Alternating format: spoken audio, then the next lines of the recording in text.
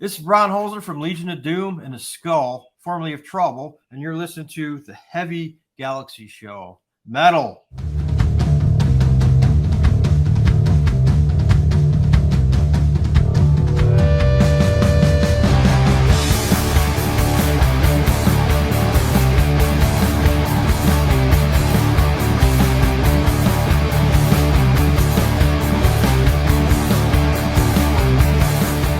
Great. All right. Heavy Galaxy Show. Matt and John coming back at you with another killer episode this week. I typically do a little intro at the onset of the show, but I guess today, of course, doesn't need one of those, as his name and legacy speaks for itself. And we're blessed to have him with us once again on the show. The one and only Wino is with us this week. What's going on, Wino? Thanks for coming on, man. Hey, man, it's a pleasure. Thanks a lot, you guys. Absolutely, man. Well, like you said, wow, you got a bunch of stuff going on at the moment. We're going to dig into every, nook and cranny, what's currently going on in your musical world. But let's start with, some very recent news with The Obsessed. Your longtime drummer, Brian, I know has been now replaced with Monster Magnet and Atomic Bitchwax drummer Bob Pantella. Man, Bob, of course, is an exceptional, player behind that kid. So great addition to the band. But obviously, Brian, I know he's been with you for a long time. So kind of like, I'm sure of a catch-22 in certain respects, man. So I guess just fill us in if you don't mind, man. What's going on with the lineup change and how things go? Well, I would like to fill you in, but to be honest with you, it's kind of still a mystery. I mean, I don't really know why Brian decided to step away. He was never actually very clear about it. It was kind of weird. We did a whole lot together, went a lot of places, and we were really good friends. And so there's a little bit of a kind of a shock and a little bit of surprise, but I'm chalking it up to just the sum of all parts. I mean, all he said was his heart wasn't into it anymore, and I know that I understand that 100%. I mean, I think that the touring and the constant touring, and he took on a pretty big role willingly, he would always want to, take on aspects of tour management and, payout type shit that was there was a lot of work, and I always tried to lessen that burden for him, but he always wanted to do it. So I don't really know what to say, except the fact he stepped away. And luckily we were able to get Bob. And I feel like really lucky that the timing was right and that Bob was into it. And, of course, he's man, I've always seen him play. I mean, I've been listening to him since Raging Slab and before. Yeah. So we're really happy about that. So yeah, we had a couple jams with Bob, and it's phenomenal. I mean, he kind of breathes new life into everything. So we're pretty psyched. Sure, man. Yeah, no doubt. European tour you got coming up in the works, October. Obviously, you guys are playing the Church Within, man, in its entirety. 30th, I know, anniversary was for that album last year, man. So I mean, long time, I know. So yeah, I mean, I guess talk about the tour and what made you decide to go out and celebrate this record. Okay, well, people are doing. I mean, it seems like that the promoters and booking agents they kind of like something a little different. So people, the anniversary tour was. We've been doing that for a minute of the Church Within, and that's great. I mean, it's 42 minutes. So we play that, and then if we're headlining, we play some other songs too, I mean, I really want to play new songs, but I get it, and we'll do it. I mean, the October tour looks pretty good. We're with a brand new booking agency. They're not new, but we are new to them. Sounds of Liberty. Mm-hmm. Oh, SOL. So that's cool. Great one. Trying to make we're trying to just claw our way up. Yeah. Tell us about back when you recorded that album. Tell us a little about the background, what was going on at the time with you and the band and music in general when that album came out 30 years ago, which is still crazy to say that. Yeah, that is crazy. And it was a crazy story because I had been on Hellhound Records, right? The Obsessed been on Hellhound Records. And they produced an artist agreement that I had supposedly signed. I don't remember signing it. Maybe I signed it, maybe that they got me when I was loaded. I'm not really sure. When I think about it now, that might have been fake. But anyways, Columbia Records wanted to sign us, right? And so, but we had to get off of Hellhound. So our lawyer was Rosemary Carroll. She's married to Danny Goldberg right now. But at the time, she was still going by Rosemary Carroll because she was with Jim Carroll, the Basketball Diaries, initially, right? Mm-hmm. So basically, the original bass player for Tool and Rosemary came down to see the Obsessed play because we had been recommended to them by the guys in Wool, which was Scream, basically. Mm-hmm. So she got them signed to London. Back in the day, your lawyer would shop you to the labels, okay?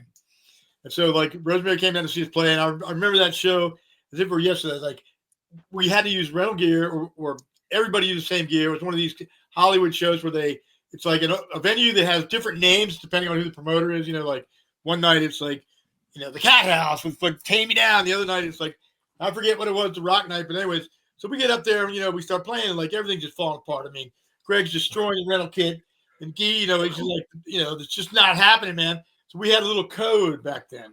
I would just turn to them. I would just say, Neats Brigade. And that was the code to like destroy the rental gear. So that's what we did. And at the end of that set, here comes this lady, and she's like, "Man, I really like you guys a lot. The Wool guys told me that you guys come down to see me in Beverly Hills tomorrow." And that was Rosemary Carroll. And she ended up getting us signed to Columbia. And that came about because of Kevin Sharp, man. Kevin Sharp and Brutal Truth. He was really talking us up good to Jim Welch. And the next thing you know, Josh Sarubin from Columbia, a pretty new A&R guy, heard about it. He came out to LA to audition us. And, the Hellhound people, the Germans, they totally blocked. They cock blocked him too. Like it was kind of a drag, dealing with all that. But eventually we did get signed to Columbia, and we wanted to record the shows within. So they gave us a pretty good amount of money. They did. And so we wanted to record it analog. Okay. We were determined to record it analog. So the only analog place available was Sandy Perlman's studio in it's across from the Alcatraz. God, I'll think of a minute. It's in Northern California. Sausalito one? What's that? Sausalito? Was it? No. Yeah, it's escaping me right now, but I'll think of it in a second. But it's outside of Frisco. On the other side, like across from Alcatraz. But it's a Grateful Dead. It's like the Grateful Dead place. Was it Terrapin Station or whatever it is? Terrapin?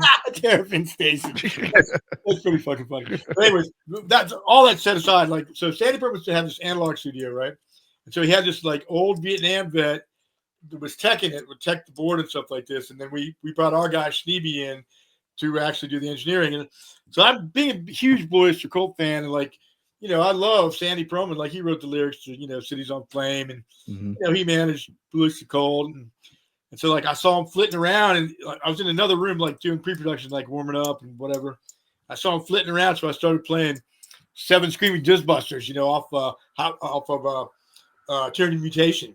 And I called him right over to me, man. I was hoping I would. I called him right over, and once he came over, he goes, was that Seven Screaming Dizzbusters? And I was like, yeah, man, that's one of my favorite records, Tyranny Mutation. So I kind of sucked him in, so we got to talking, and eventually I got him to, like, tell me quite a few cool stories, but that was the deal at his studio right there. And so that's what we did. We brought in Schneeby, our German engineer, and then there's all kinds of stories around that record, actually. I mean, it's a pretty good time. I mean, it was a little bit anticlimactic when we actually signed the contract because of all the shit going on with the Germans. Like, I mean, Rosemary Carroll, she had Nirvana and Hole at the time. I remember she came in one day, and we're sitting there in her office, and she goes, "This is Nirvana's file. This is your file." And she slams on the table and goes, "Those German cocksuckers." But it was really tricky to do, the law thing because, and they got what they wanted. I mean, they got way more than they should have got, and I think that's one of the reasons why that Columbia fell asleep on the record pretty quick because, I mean, they got everything. They got like the best distribution and all that. So I don't know. In hindsight, what could I do differently? I'm not sure. Now, right. Think that they faked the artist agreement. I mean, I don't know, man. It was just, I was young, green, Yeah. But I will tell you, one of the most amazing things about that is, Columbia Records was on Madison Avenue, and it was this black building, and I kid you not, the address was 666 Madison Avenue. No way. Wow. The building is still there. But anyways, so we go on up to the top level, and I thought that, Streamlined, I thought should be the single because it was like 3 minutes long. It's the bike riding anthem. We really dug it. And so, of course, Schneeby accidentally erased the intro. So I had to do this kind of weird, like, slide intro. But anyways, we get up there. They had us demo. They had us go demo out all of our songs at this other place before we went up to meet him. We go up there. It's like, I can't remember the guy's name. He actually was in charge at this time now. God damn. I'm probably trying to push it out of my head. But you know, he stood up and he goes, I really like that third song. And I said, Streamlined. And he goes, yeah. And he goes, we'd really like to have you on Columbia. And I said, we'd really love to be on Columbia. When we shook hands, right at that moment, I thought, this is a license to fly. I mean, that was like a dream come true for anybody, you know, that's been a musician. The dream come true to be signed to a major label. Yeah. You know, and like I got the chill thinking about it. Of course, you know, it sort of turned out like people warned me about. They said, well, don't you think it's going to be, you know, like, you know, suicidal? I said, well, at the time, man, we had a license to fly. I mean, they were paying our rent. We're getting a salary, and they paid for a really nice rehearsal room, 24-hour rehearsal room. And then, you know, they gave us quite a bit of money to do the record, you know. So, I mean, I think it's a great record. That's all I can think. You know, I mean, I was happy with the record. And, yeah. That must have been wild back then to get that money up front when you think about what's happening nowadays and in the scene with rock and metal and how things have just, you know. The internet is everything, you know, we know that. But I remember, like, because I remember getting picked up in the black town car to go take pictures in Jersey City. And I remember thinking to myself, if we don't have a hit, this isn't going to last. You know, I knew that. Like, I was like, back then in those days, like, we were like coming from the street, you know, punk rock, we're coming from the streets. Like, basically, me and Greg and Guy, we were just three people.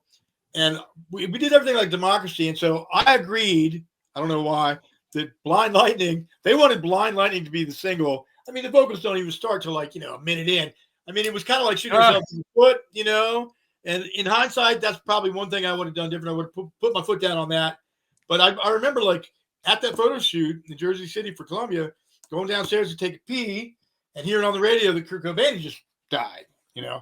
So that was like, they didn't know how to market us. They did not know how to market. They didn't have a lead singer, you know. And that was the way it was, you know. They didn't really know what to do with us after they signed us. And so basically our A&R guy, he said, well, I got some good news, some bad news. Where do you guys want to have dinner? Arnie's Beanery. So we go down to the Beanery, you know, we're sitting there, and he goes, what do you want the good news and bad news first? We said, give us the good news. He goes, okay, well, you know, the label has exercised their option for your second record. And so that, you know, I said, so that means like starting up costs and all that. So we were like, Yahoo! And then he goes, here's the bad news. He goes, Donnie Einer wants you to re-demo to be more radio friendly. And we looked at each other right then and there, and we just said, fuck you. Damn. Wow. That's a tough thing to take. A tough thing when you think back, too. You're like. After that, my life, well, I mean, you talk about a downward spiral after that. I mean, after that, it was just like, woo. Do you ever think, like, maybe we should have done that? Or are you completely like, no, never would have done that? Or do you think there was a way to create a song that maybe it wasn't a pop hit, but it was something that could be good enough to pass for it, but still not. That's what you want to do. Like, I mean, there's any number of my songs I think could have been that as it was. I mean, you know, later on in my career, I got contacted by NBC, and they were doing that show Friday Night Live or whatever about the football game. It was a series, the football team. They wanted to use, well, one guy on the team wanted to use Touch of Everything. You know, so I mean, it wasn't like that there wasn't a song that could possibly be to cross that line. It's just that, man, you know, I think that, you know, it just, they soured on us, you know. I remember, like, you know, going in to talk to the merchandise guy for Columbia, and it was Bon Jovi's brother, you know. And we're getting ready to go on tour, and me and my girlfriend come in off the street, you know. I was wired out of my gourd, you know. And like Bon Jovi's brother, like, you know, he's just looking at me like, who is this dirtbag? Like, he's not going to have any ideas, you know. And he asked me if I had some ideas for t-shirts, and right away I was like, you know, just beamed out a couple. He was just kind of like stunned. I don't think that he thought that, you know, you know what I mean? It was kind of like to the label, you know, we were just fucking dirtbags, you know. And you know what? They can fucking suck one too. Did you get an MTV? Did you get a music video out of that album? Oh yeah. And if you remember, those were the days when if you wanted to make it big, or if you wanted to pass a test, you had to pass the Beavis and Butthead test. That's right. You know what they said? Mhm. I mean, there was some great stuff that came out of Beavis and Butthead, without a doubt. Absolutely. But you know what they said for Street Side already? They said, Uh-huh. these guys look old. And that was it.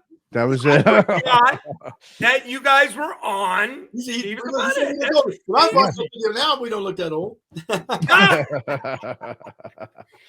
Yeah, I mean, MTV, between that and then obviously. Time to be alive, I probably would have done a couple things different, but I was young, But regardless, I mean, I think it turned out to be a pretty good record. And like the songs that I had for the second record, the second Columbia record, turned out to be the majority of the songs that became Jug Full of Sun, Spirit Caravan, like Fear's Machine, Lost Sundance, and stuff. What a great album. Yeah. That was such good stuff. Now, I mentioned MTV because, obviously Headbangers Ball was such a institution for getting out all types of metal, sometimes towards the end. Yeah. I recall you spent some time on Headbangers Ball, I think with Probot at least. It was Probot. Tell us a little bit about like that experience. Well, it was really cool actually, because basically what it was is like, okay, Grohl, he came up with the concept Probot, but he wanted to get back. This record was designed for him to sort of get back to his roots, because he obviously became a pop dude. Mm-hmm. So, but he's a great guy and he's a great songwriter and he is a rocker to the bone, no matter what. And so, like he basically, I was on tour and he sent my wife at the time. He sent a tape, and he said, I'd really like Weiner to be on this, and I want him to write lyrics and play guitar on the song. Man, and I listened to that song and it was right up my alley. I mean, I loved everything about it.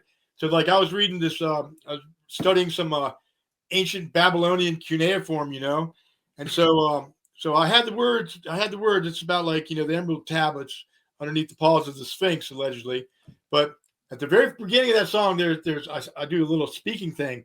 That's actually an ancient Babylonian poem that's translated off of cuneiform stela.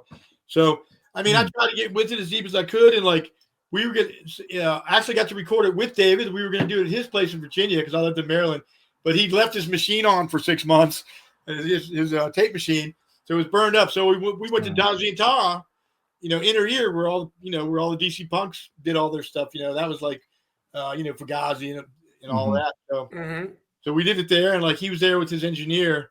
And I remember, they rolled in like a Vox AC30.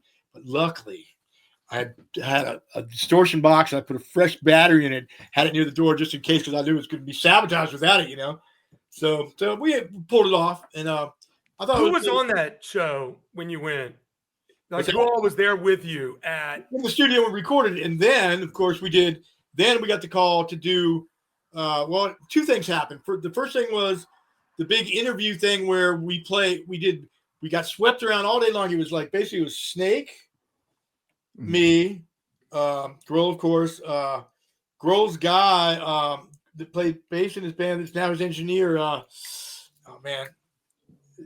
That'll come to me too in a second. But who else was there? Oh yeah, Eric Wagner, of course. There. So basically, he flew everybody in, and but as far as like actually playing live, it was me. Nick Raskulinecz is what I'm thinking about. So playing live, it was me, Greg Anderson on guitar, David on drums, Nick Raskulinecz on bass, and Eric Wagner on vocals, because we were doing Eric's song off Probot, My Tortured Soul. So basically, the first thing we did was we showed up at the place to rehearse, and so we rehearsed it a bunch of times, and then that was all catered and everything. It was really cool, man. They treated us real good. Put us up in the Chelsea, and then the next day we went around in this black town car. Now it's everybody: Snake, Greg, me, Nick. Went around to all these different magazines and stuff, and did like pictures, and like we went to them basically. So the last one, okay, this is the best story of this whole thing. Okay, so early in my career, like when I was still in St. Vitus, Kerrang! Magazine slandered me. Okay, now the reason I found out about it because I was walking down the street and I passed one of my friends. This was in Hollywood, and he goes, "Man, when did you get out?" I was like, "What do you mean? When did I get out?" He goes, "Well, you robbed that liquor store and all this. I read about it in Kerrang! Magazine." I was like, "What?" I said, "Who's on the cover?" He said, "Bon Jovi." I said, "Okay." So I stomped down to Bleecker Bob's, man. There it was. Bought the fucking copy. In the like News from the USA, there's a column called News from the USA, right? By this guy, Don King. It was like I can still tell you how it started. It said, "Oh, how the mighty have fallen. Brilliant yet erratic. St. Vitus singer frontman, Wino, had just gotten out from being in L.A. jail for robbing a liquor store, right?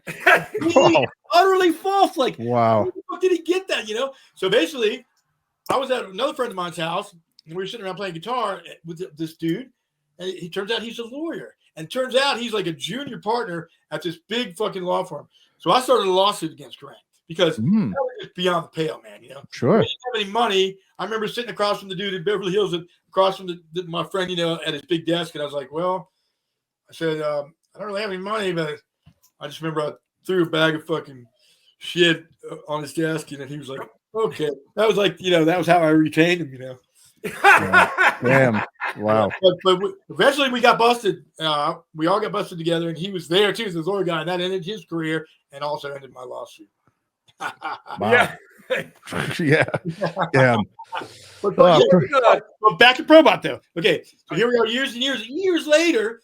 We're in the elevator, the last interview we're going to do, and I said, "Who's this guy?" And Dave goes, "Oh, it's this guy Don King." And I was like, "Really?" It was such a long way up in the elevator that I told all these guys in Probot the whole story. And Dave was just like, "You're not going to kill the guy." I said, "No." As soon as Don King saw me, he made me last. He waited until he tried to run the clock out, so I didn't have to sit down and talk to him. But he had no choice. He had no choice, and finally, me and him were talking. And to be honest with you, I can't even really remember how it went down. I mean, I wasn't I was just happy to be there with David. And all. I wasn't trying to embarrass anybody, but I think I did call him out on it. I can't remember what he said, but whatever it was fucking bullshit, and he's bullshit. And it's all bullshit. Yeah. Who was the host of Headbangers Ball at that time? Oh, Jamie Johnson. So after all the interviews, that's when we hit the studio, which was right above, I think, 42nd Street, and Jamie Johnson was hosting, and then that was fantastic. We all talked, and then then we played that song with Eric. Eric was wearing his Elvis shirt, like in studs, Nice. I remember a lot about that kind of those days. Pretty fun, man. Did you know Lemmy? I did know Lemmy. Okay, so the second video was Shake Your Blood. That was the second thing I thought that we did, the Shake Your Blood video. And that was really interesting because me and my ex-wife were driving, and I get this call from Greg Anderson. He's like, I was just looking at her. I'm like going, "Shoot with Dave Grohl and Lemmy." She's like, "Yeah, yeah." And I said, "Naked Suicide Girls." And she's like, "Okay." So they fly me in. And we go, it's in Hollywood, and it's the same studio where Zappa filmed 200 Motels. So it's another one of these studios where the stage actually spins. So basically, since we were we were dubbing, we were listening to the music and playing it. So basically, you got the monitors on the part that spins with you. So the monitors are right there. You're hearing the song from the record on there, and we were just air guitaring it, right? Lemmy was so great, man. But I'd already knew him through, all right, we had the same dealer, right? So I knew Lemmy because he was really into World War II shit, and somebody left some crap at my house. I went down there and sold him some World War II insignia. He was, man, all about that shit, And that was pretty cool. It was a good meet, a good time. And there was nothing in his apartment at all except no food in the refrigerator except Carlsberg. Nothing. Wow. Carlsberg and a gigantic can of mouthwash in the bathroom, and that was it. What? Oh, wow. I mean, later on in his movie, you can see his apartment has gotten a lot more cluttered. But when I was there, he had those SS daggers fanned out like suns, gigantic posters from huge festivals he'd done in Germany. I mean, it was like walking into the palace, man. Of that was like a holy place, I remember Rip Magazine at the time was doing a piece. They were doing a piece at the end of every Rip Magazine. At the very end, Lemmy did a column, and I remember that he did a column on religion, and I liked it so much I cut it out and I put it in my wallet. And so when I did meet him finally, going over there to sell him this World War II shit, I was like, "By the way, would you sign this?" And he's like, "Wow, that's cool. You have it." I was like, "Yeah, man, I really dig this, and I think it's one of the best things I've read in a while." So I just cut it out. And then he goes, "Would you like to read the draft of the new one that I'm writing?" And I said, "Yeah." And I read it, and he goes, "You read quite fast for an American." You know, Oh, that's That's awesome. wild, man. Oh, yeah. Did you ever party with him? Not really. I mean, I know that you know, at the Probot shoot, I mean, at the Shake Your Blood shoot, I mean, his manager basically just followed him around all day long, filling up his Jack and Coke, and you know, it was pretty interesting. I mean, I never really got high with him or anything like that, but I know that we had some cool interaction that day. And Yeah. also, we had some, you know, some awkward shit happen too. Like, you know, at the beginning of the session, I gave him a pick, and then at the end of the session, when he was getting ready to leave, he went and had my pick back like this. But I forgot I gave him the pick, so I thought he was just trying to high five me. So we had this kind of awkward, like, yeah, it was weird, but it was really fun, man. It was That's really cool. fun. Yeah, it was really cool. Oh, I'm yeah. really glad I got a chance to do that. And David is just a gracious host and like amazing person all the way around. I mean, I don't care what anyone thinks about Foo Fighters. I think he's an amazing guy. Oh, he's been an unbelievable ambassador for rock and roll. He's done so much. I mean, that HBO series he did was, I don't know why they don't do another version of that, but in Europe or somewhere in England, because Dave, I know Dave. Trauma. You know, he's had some trauma in his life recently, and all I would say to him is, man, you know, keep on keeping on, man. You know? Keep on, yeah, absolutely, man. But you're heading to Europe. How long's the tour? And tell us a little bit about the difference between doing shows in Europe versus doing shows in the United States. Well, you know, the first time I toured Europe was with St. Vitus, and we went from 50 people in LA to like 500 people in Switzerland. And I tried to figure it out for a long time, like why that was. And, you know, they got it. Why did they get it sooner? And it must have been the medieval shit, man. You know, they're older. You know, they came up with a really primitive, like, kind of like, you know, warrior kind of society. I don't know. That's all I can figure out is, you know, the medieval thing, but they got it faster than it. You know, they were already into Vitus, like way into Vitus, you know, before the people in the States were. And, you know, people just come out to shows there. I mean, especially in Germany, there's a fucking really solidarity. You know what I mean? If they like you, man, they come out and, you know, get the football cheers and the whole crowd's doing you know, I've had amazing times over there, but not to discount the USA. I mean, I always thought if you can't crack your own country, you ain't shit, you know? And, you know, I've had some amazing shows in the States too. You know, some of my favorite places to play were in San Francisco, Denver. You know, unfortunately, you know, some of those cities have just become so, you know, people don't even want to tour there because you're guaranteed to get your window broken out. You know what I mean? Yeah. That could be wrong. Yeah. Yeah, we spent quite a while to that part of the world, but I insist on going back because that's, you know, we always had great markets out there, and you know, you're gonna get Denver's one of the hottest cities right now. It is, yeah. I mean, they have a lot of people supporting music there. They got a lot of music coming out of there from from the heavy rock, stoner rock, heavy psych, doom. That's a hot place. It's a great place, man. It's always a great place. That's one of the only places where the Hidden Hand act. We actually had we sold out the Bluebird Theater, I think, one night there, which was amazing. I mean, that's the first time, the only show that the Hidden Hand ever sold out in the U.S. That was cool. Yeah, and I saw you guys. You put out all those Hidden Hand records this year, man. Yeah, we just re-popped them, actually. Yeah, we did re-pop them. Man, I'd love to send you guys some copies or whatever. Oh, absolutely. Would you ever do anything with that again? Because I know that's a little more of this, like lyrically, I know that's a little more on the political angle of things that you usually do. Because I just think that band doesn't get mentioned enough with the stuff that you do. You know what I mean? And I think it's some of your best stuff you ever put out. I do too. Yeah, I do too. I kind of feel like that was sort of like when I was really, really down, right after Spear Caravan. We did when my ex-fiance Sarah was in the band for a minute, and we rehired Bruce to play bass in this version of The Obsessed. We only did 5 shows before we had this violent meltdown, but we used to play Desensitized. Okay. Yeah. Nice. Yeah. Yeah, no, those albums are great. I want to ask you too. Obviously, Black Sabbath, right? They just had their Back to the Beginning send off. Yeah. And so the Classic Rock magazine out of England, which is to me still one of the only periodicals that kind of actually stick to music instead of all the shit that these magazines put out these days. But they put an article about I think it was titled something about 10 bands that filled the Sabbath-shaped hole in your life, and two of the top three they mentioned, obviously, are St. Vitus and The Obsessed. Yeah. And what's kind of cool, they call it the Holy Trinity. Both those in trouble. They call it the 80s U.S. Doom Lords, the Holy Trinity.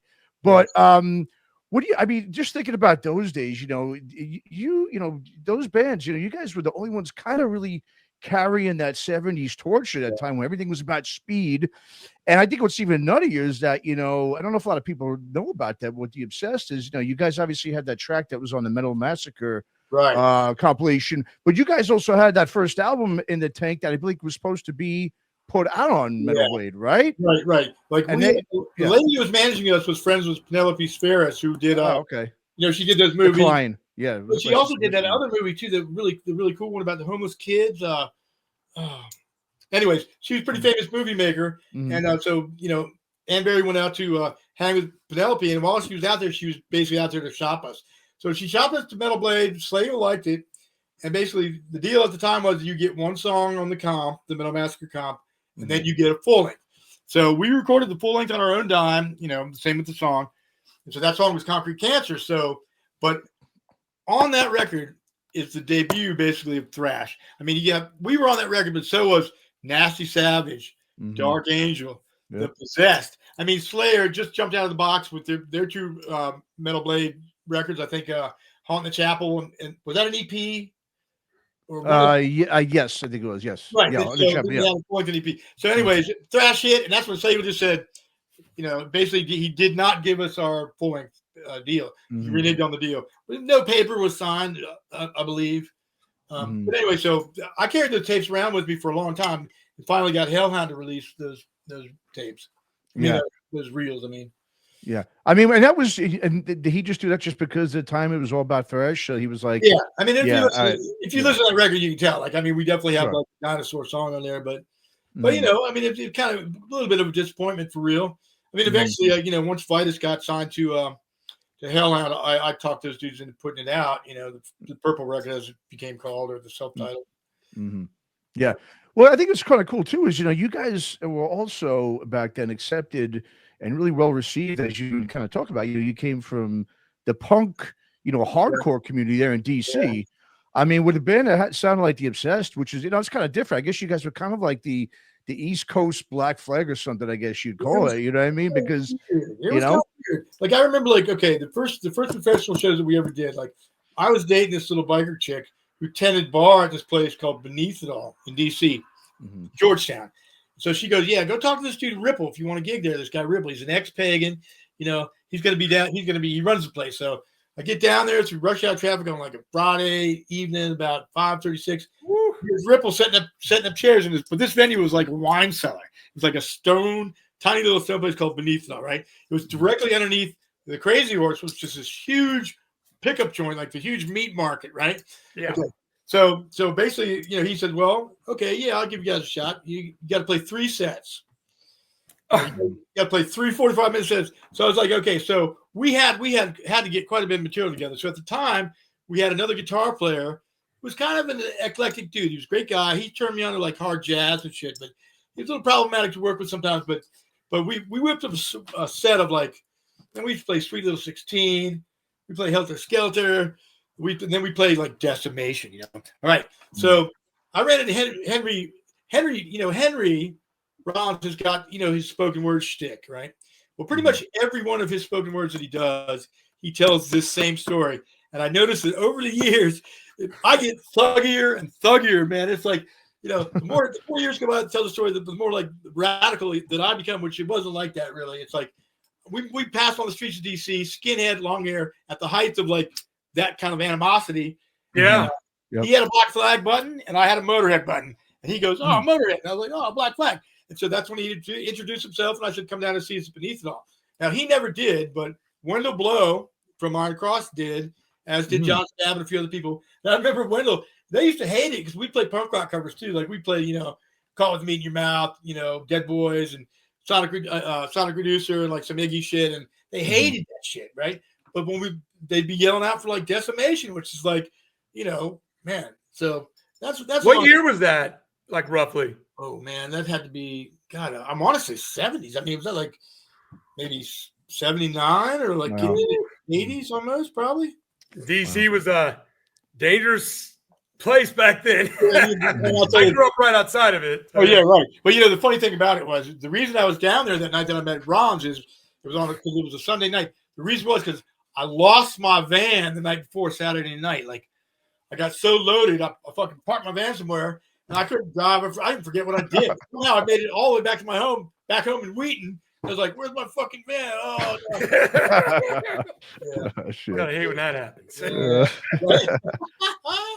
Oh, man. Great. Well, you just said the name Ripple, and speaking of Ripple, we just talked to Todd Severin last week, the label, and he's told us, you've got some stuff that's coming up this year, I believe, right? You want to talk about that a little bit, or? I'd love to talk about that. Sure. So I think it's my 4th solo record will be released on October 24th on Ripple. It's called Create or Die. And it's pretty good. I think it's a little bit eclectic, but it's a pretty good snapshot, I think, of me and, my taste. There's some personal songs on there. There's the song I wrote to my deceased father. It's called Never Said Goodbye. I mean, it's pretty self-explanatory. And, saying goodbye. And then there's since Frank Marchand is, the guy that I like to record with in the studio, he was also the tour manager and soundman for this Irish folk band, We Banjo 3. Okay. So I had kind of like a Celtic kind of style song called New Terms. It's on Create or Die. And I told him, I said, man, I could really hear the Irish drum, the bow drum, whatever. I could really hear a bow drum. And he goes, I could really hear an Irish banjo. I'm going to send those dudes the files. So basically on this one song called New Terms, we got the banjo player, traditional Irish dudes playing traditional instruments like banjo on that, and also the bow drum. Those guys had like kind of a Yoko Ono trip to where they split the band up, the two brothers, but they each played on it. I don't know if they each knew that each other did, but Frank organized it. So that was really cool. And then like another song, I got a fondness for Texas, and I wrote a song there called Bury Me in Texas. And I was like, man, I can really hear pedal steel on that. Frank goes, I know just the guy. And so it's got some pretty cool stuff happening there with like basically some guests, Okay. We Banjo 3 brothers, Dave, pedal steel player.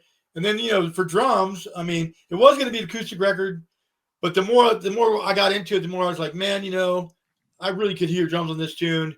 And Brian wasn't into it, but I got my guitar tech Kai to play most of the drums on not every song, but almost all of them. And then I had this kid come in too, this guy, Cameron Queen, a friend. I know his dad, and his dad's a great drummer, but his dad wasn't available. So his son came in and did it and fucking nailed it. And that's like pretty much the most punk rock song on the record. So there's like kind of like a protest punk song.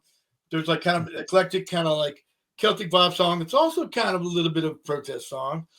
And there's a couple more personal tunes. And then there's there's a couple, some of it's a little country fried. I mean, I think it runs the gamut from like kind of country fried to like, there's one naked solo song at the end, which is like, there's a personal statement on society. Like, so yeah, Create or Die. And that concept was actually penned by a good friend of mine out in Texas, who's a biker, breeds kennels dogs and stuff.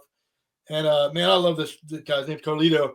And he wrote me a letter one time, and at the end of it, he just said, Create or Die. And I was like, that's it. I mean, that sums up, that's my whole philosophy really in life, And so I asked him, hey, can I use that? And he was cool with that. And so there it is.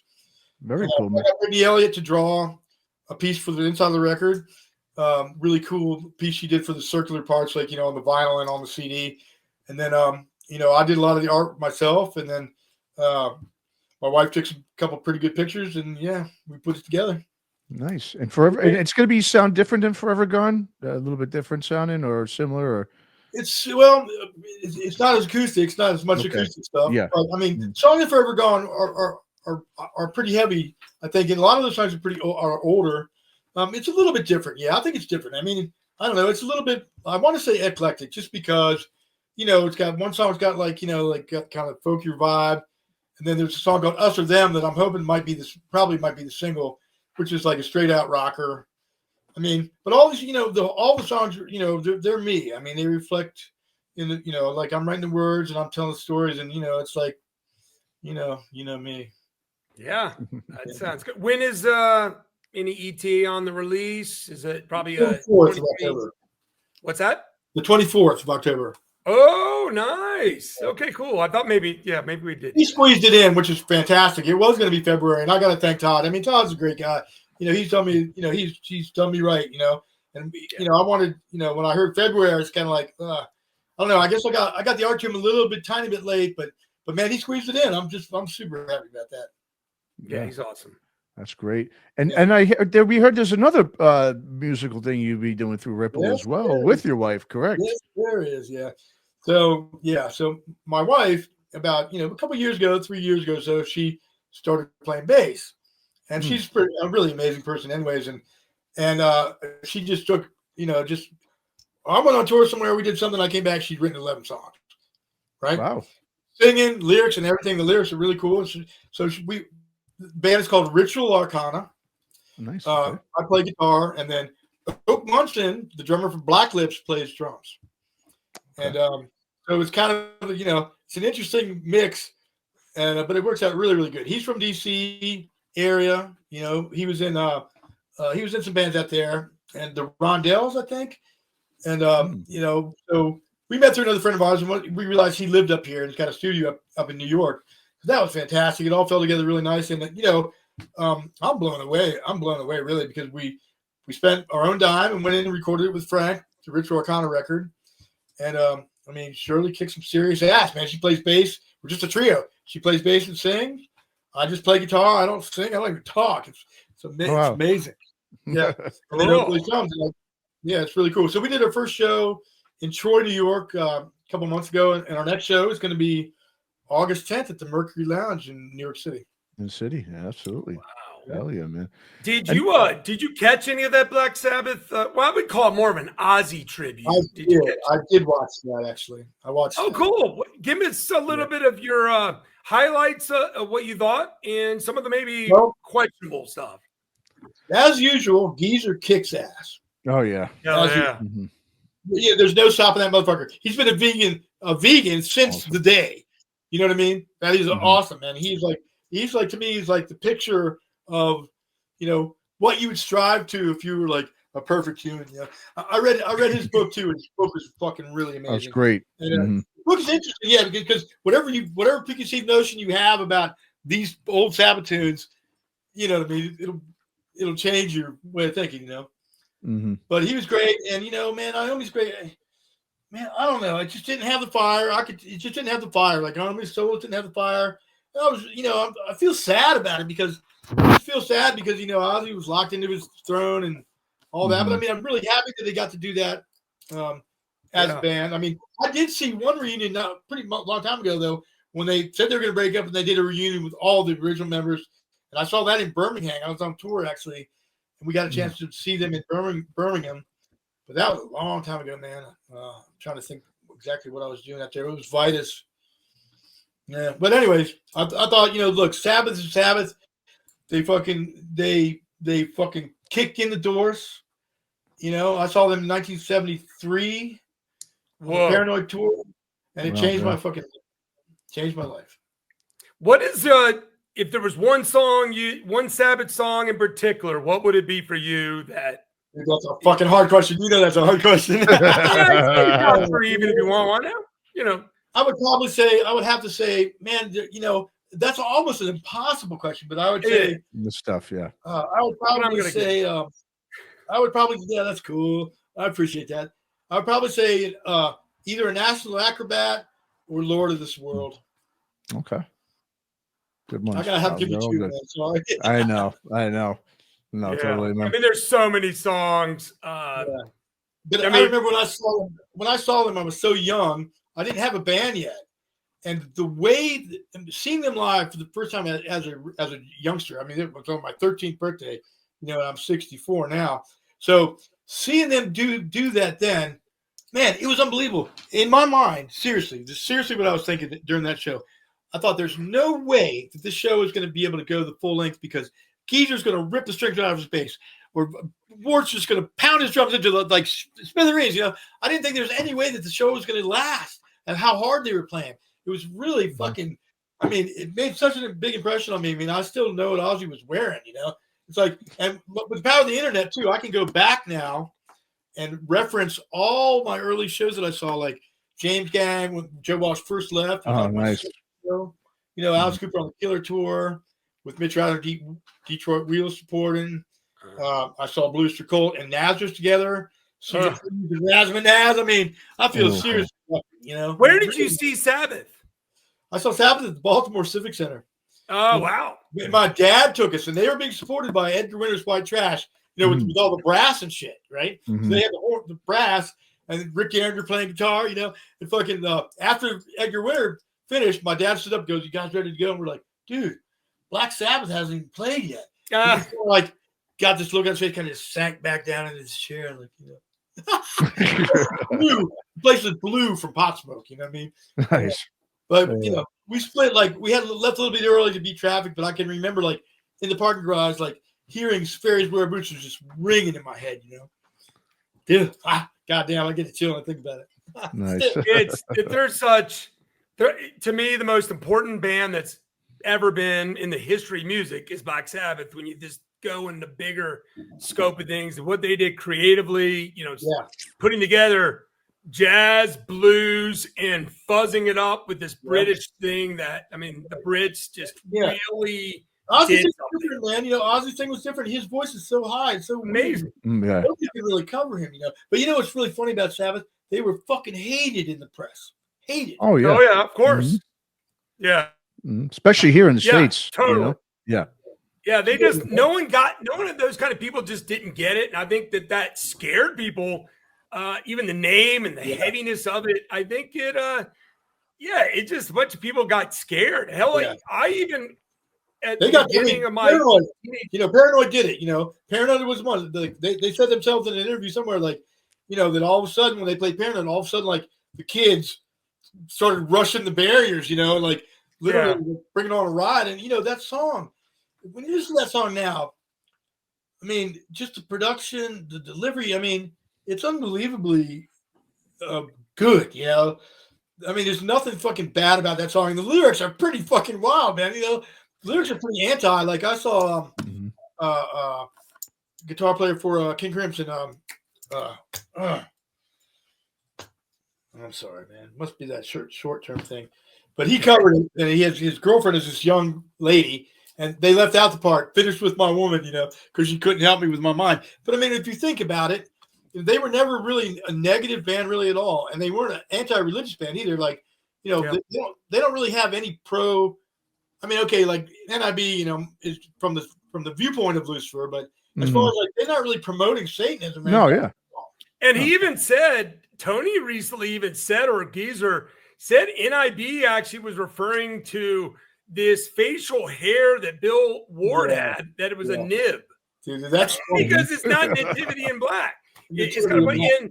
And all the other thing is that War Pigs was not an anti-political song like everyone, you know, because obviously the lyrics, it brings you to that moment, but it actually wasn't either. It was more about good and evil, more about evil. Right. It was called like Warpurgers or Walpurgers or something like that was the original name until the label changed it. It's Walpurgis not, which is like the Witches' Sabbath. Is that what it was? Something like that. And I mean, if you go back to even like Fairies Wear Boots and just the swing and the Wizard.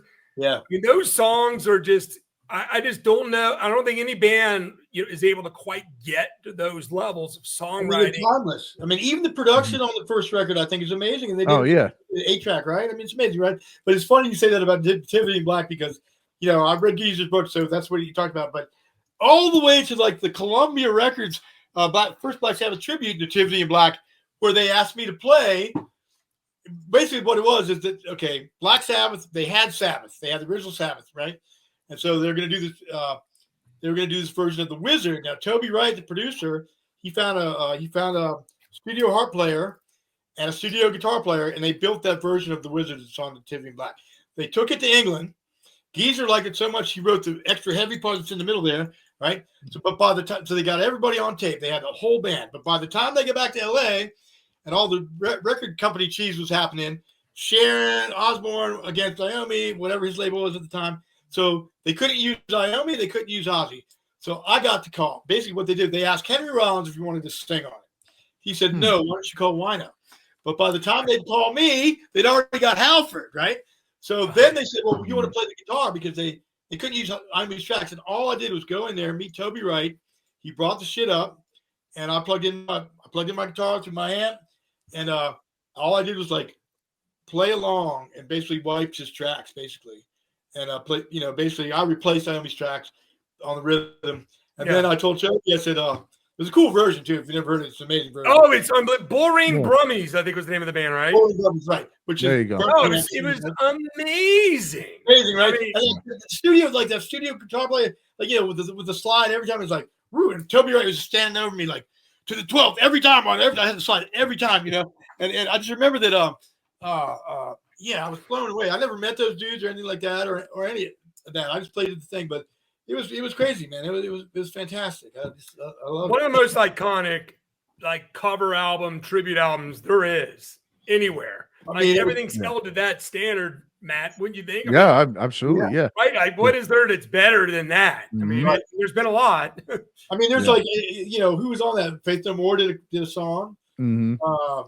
What's up, Biohazard?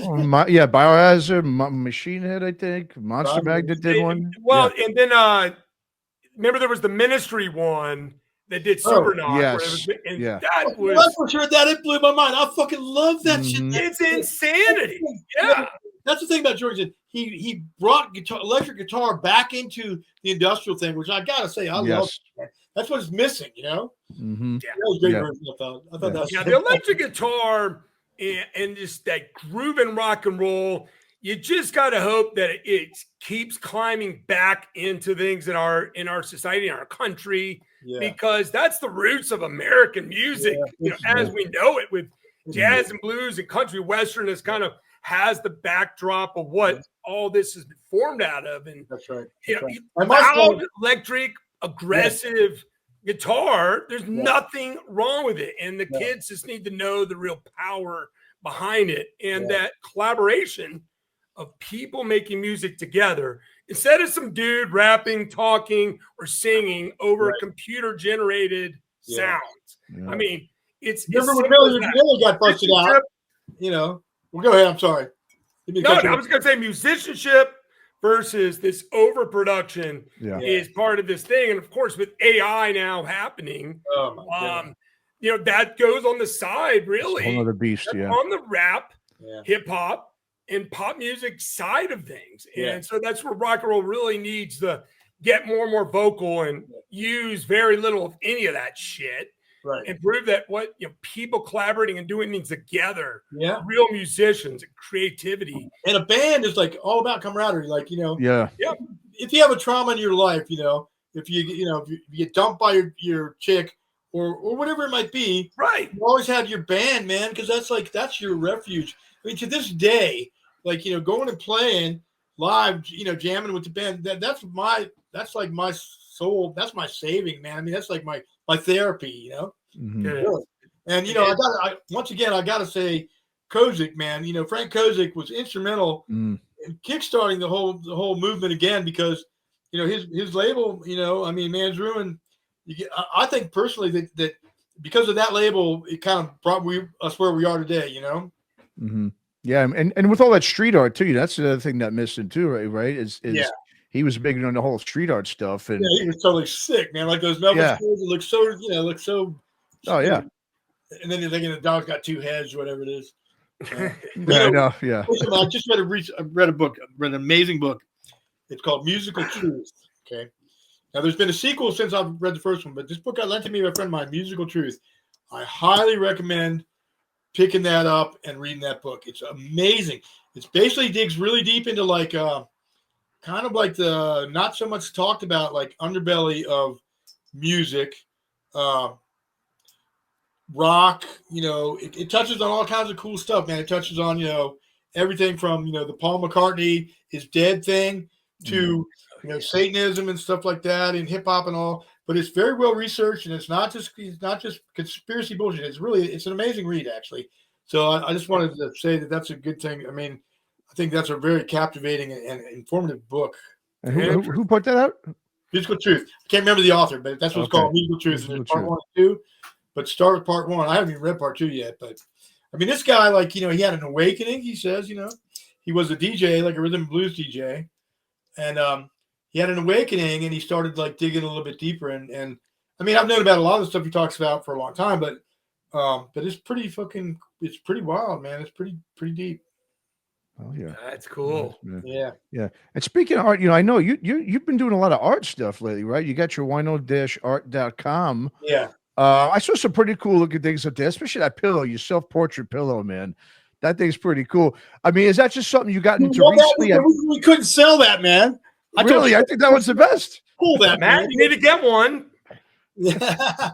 Matt, you got to get a couple. I'll send you guys a care package. I'll send you guys some hidden records and stuff, But the site, I feel really blessed because, was able to sell art, especially during the lockdown and all that shit because of the fan base I built through the music. And so I got a jump start on that, and I really enjoy doing art. I mean, I don't really consider myself like the best painter, but I mean, I think that it's like, but I think I don't think right now. I'm kind of twisted. You're competing in the art world with Hunter Biden, so it's pretty amazing. God damn, I'd love to see that. I heard it got burned up in the Palisades fire. I don't know if that's true. All those beautiful art he did with straws. How fucking much of a fitting thing would that be? Because we know that those fires were set. Of course they were. Oh yeah. Of course. And now they're doing a land grab. They won't let people rebuild because the spotted owl is that's the habitat. But now they're buying it all up. I mean, same as Hawaii. They are buying it up. They're gonna put low income housing at 40% of it, which in a Palisades, which is like this iconic. It's all theater, amazing stuff. Amazing stuff. Where the world is constantly a theater for us to just watch and marvel at. That's all there is. I mean, just all they miss is fucking big pointy shoes, Yeah. Oh man. Also, anything else you got coming up? We haven't talked about. Why not you wanted to let everyone know about while we got you on here? Man, pretty much, the Rich Arcana show at the Mercury Lounge on the 10th. That's the next thing. Okay. And August 10th, and then of course. The release date for Creator Die, October 24th. And then, we're doing our tour in October in Europe. And we're psyched, man. We're psyched to play with Bob. I mean, he's a road warrior all the way. All he wants to do is, play rock music, tour. And, man, it's like, he's a man of my own heart. And, like, I've always wanted to jam with him, too. So it was so great. The way it worked out was amazing. It's sad, of course, to close one chapter and all, but man, this is what we do. It's create or die, Yeah. And do you have a support band going on tour with you over there in Europe? We do. Cyclona. Yeah. Nice. Yeah, great band. Yeah. And great band. You'll like them. Yeah, I think it's gonna be pretty cool. That was like I think they're on our booking agent placed them with us, and then I think it's gonna be great. Yeah. They're really good band. I've seen them a number of times. Phil's a cool chap. Amazing. Great guys. Those British guys can rock. They're a hot band as well. All their albums have done really well. Former Ripple band even. So they sound really good. They sound good. I mean, I think it's nice to have a band like that to go out with you. That you can enjoy watching and hanging with. Every night. Yeah. Yeah. Like totally cool. So that's we're doing quite a few festivals. I mean, we're doing some festivals, and we're it's a good long tour, so it should be good. You going anywhere besides Germany? What countries are you hitting? Man, we're playing the gamut. We're playing Croatia for the first time. We're doing Germany, Switzerland. No, I don't think there's any Scandinavia. I don't think. Yeah, I mean, I'd have to look at it, but it pretty much covers the gamut, But it's going to be first time in Croatia. You said, huh? Yeah, we're playing for the first time in Croatia. And, nice. I've heard unbelievable things about the architecture. It's beautiful. I can see like all the waterfalls and all the really nice. I mean, from what I can see, it's beautiful. I've never been there, but it's amazing. I mean, we played. I remember like when the Obsessed first one ever before we were really signed, we did like kind of this punk rock tour, and we played in Nova Gorica, which was when when the war was still happening, the Serbian war was actually still happening. But Milosevic was on his way out. The Bosnian War and all that shit, and Serbia got split up. Mm-hmm. And we were one of the first bands to play this one city, which was amazing. Yeah, man, it's really, I feel so lucky. I mean, I was in Switzerland and then Germany to record Vitus when the wall came down. Mm-hmm. Just amazing, like just passionate things and times, that really makes it all worthwhile to have chosen the path that I have chosen, Absolutely. Well, we're happy you chose that path, Wino. You bring Absolutely a lot of awesomeness to so many of us. You're a cool I cat. I can't do without you guys either, really, like, we're carrying the torch, and that's what it is. You got to do it. Absolutely. You got to do it. Create or die. Create or there die. You go. And thank you guys very much. I appreciate it.